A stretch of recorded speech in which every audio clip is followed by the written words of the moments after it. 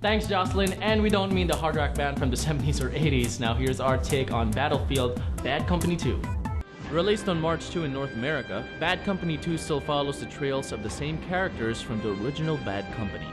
Pero dito, instead of searching for gold, you're now going to be on the lookout for a vintage super weapon codenamed Aurora. Now that you have an idea about what it's all about this time around, let's take the time to nitpick the game. First off, of course, is the graphics. Bad Company 2's developers are pretty consistent in this department, and I can say na hindi ako na-disappoint pagdating sa eye candy.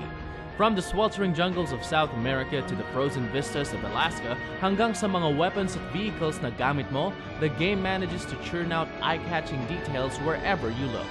Punta naman tayo sa sounds. Dito ako medyo nahirapan because for me it sounds just like any of your average first-person shooters. Your guns pop just as they should, explosions sound like explosions, vehicles sound like vehicles, but it just feels like there's something lacking.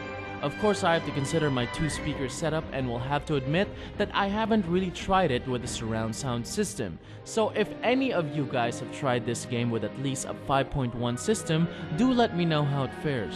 So we've covered the graphics and sound department, now let's talk about the gameplay. The original Bad Company featured destructible components. Although the idea is not groundbreaking, the seamless application of the feature to the original Bad Company pleased most, if not all of the people who played it. Of course, with this in mind, the developers had to up the ante, and the most logical step is to refine it. They did just that, and in Bad Company 2, you can now pulverize a whole structure with a well-aimed shot instead of just taking down a wall. This gives the game more depth, as these destructible structures can also affect your opponents in the game, not to mention your mission. Provided that you have enough firepower, you can take down most of the buildings in the game, but take out too much and you won't have much to protect you, and you'll be exposed to enemy fire.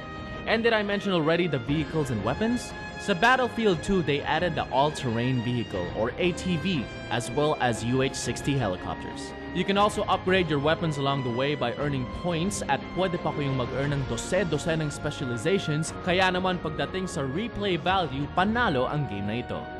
I should clear this with Braidwood. No. He'll just send some special ops douchebags with heartbeat monitors on their guns instead of us. One of the most remarkable elements in the original Bad Company is the characters and the humor. For the sequel, it's the same characters, but I would have to say that the goofiness was toned down compared to the original.